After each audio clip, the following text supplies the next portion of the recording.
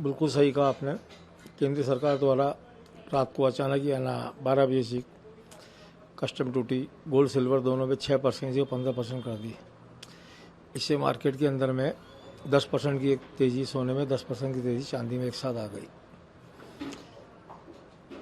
इस तेज़ी की वजह से पहले भी मार्केट में काम नहीं था, बिल्कुल भी काफ़ी कम काम हो गया था, 50% व्यापार रह गया था।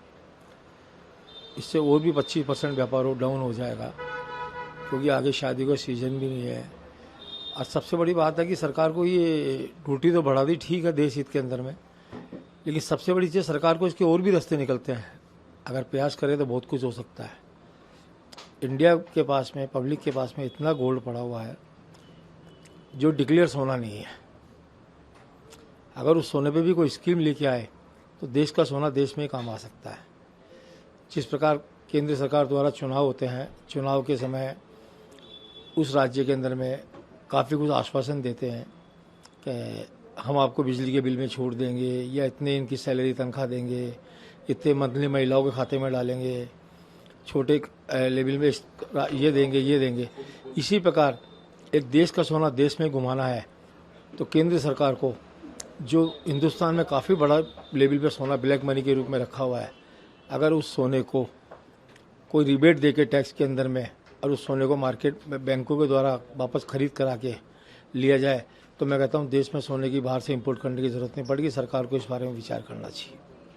ये फैसला इसलिए लिया गया है ताकि डॉलर के भाव कम करे जा सकें विदेशों से। यार मैं इसीलिए कह रहा हूँ, जो देश में ब्लैक मनी के रूप में सोना पड़ा हुआ है, सरकार एक स्कीम लाए, बैंकों द्वारा उनका सोना खरीद लिया जाए और उस सोने के बारे में पूछताछ नहीं हो, और सरकार एक नॉमिनल टैक्स लगा के उस सोने को वाइट कर दिया जाए। इनकम टैक्स भी काफ़ी बड़ी रेवेन्यू हो जाएगी और देश का सोना देश में घूम जाएगा, इंपोर्ट करने की जरूरत ही नहीं पड़ेगी, एक्स्ट्रा सोना इंडिया में आ जाएगा। आपका नाम? कैलाश मित्तल, जयपुर सराबा ट्रेडर्स कमेटी अध्यक्ष। सरकार ने जिस तरह से विदेशों से सोना न खरीदा जाए, इसको लेकर जो रिबेट है, जो भी चार्जेस हैं, उसमें 6% से बढ़ाकर 15% कर दिए गए हैं। अब उसका कितना असर आप लोगों पर पड़ेगा? क्या देश में करना चाहिए या फिर कोई और रास्ता है?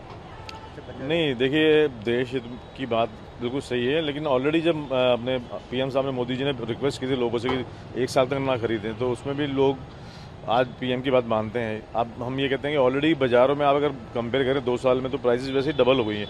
एक आम आदमी जो पहले सोना 50-60 हज़ार में देखता था, आज वो 1,50,000-60 हज़ार, तो वैसे ही 2.5 गुना भाव हो गया। चांदी लाख अंदर चलती थी, या 2.5 लाख, पौने 3 लाख चांदी पहुँच गई है, तो वैसे उसके बजट से बाहर है। फिर उसके ऊपर अतिरिक्त प्रेशर और की इम्पोर्ट ड्यूटी बढ़ा के, तो ये जो इसका प्रेशर है वो तो पड़ेगा पब्लिक के ऊपर ही, जो आम लोग खरीद रहे हैं उनके बजट में पड़ेगा। वैसे भी वो नहीं खरीद रहे, बाजार के भाव इतने बढ़ने से ऑलरेडी जो फर्क पड़ चुका है, अब ये एक ऊपर से एक्स्ट्रा प्रेशर हो गया, तो आदमी का बजट अब जो शादी वगैरह है, वैसे कॉमन आज इन्वेस्टर्स वगैरह था कि मैसेज कि आप ना खरीदें, पैसा ब्लॉक नहीं करें फॉरेन करेंसी को सेव करने के लिए, तो वो ठीक है, जो इन्वेस्टमेंट ब्लैक मनी ये पैसा रोक के और खरीद के रख देते उनके लिए था। अब शादी है, जो भी है, कुछ भी है, तो छोटा मोटा लेन देन तो आदमी करेगा कि बेटे की शादी, तो उसको कुछ अंगूठी पहनाएगा, चेन या कोई छोटे मोटे आइटम भी देगा, तो उसका बजट पहले ही बिगड़ा हुआ था, और ऑलरेडी ये प्रेशर आने से और बजट बिगड़ चुका है उसका। तो ये कॉमन मैन पे तो बहुत बुरा असर है। और भी रास्ते हो सकते हैं करेंसी, फॉरेन करेंसी बचाने के, इंपोर्ट कम करने के, लेकिन ये प्रेशर ड्यूटी का डाल के तो काफ़ी बड़ा प्रेशर डल गया। इससे बाजार ऑलरेडी जो पहले डंप था वो और डंप हो जाएगा। आपका नाम? RC मित्तल।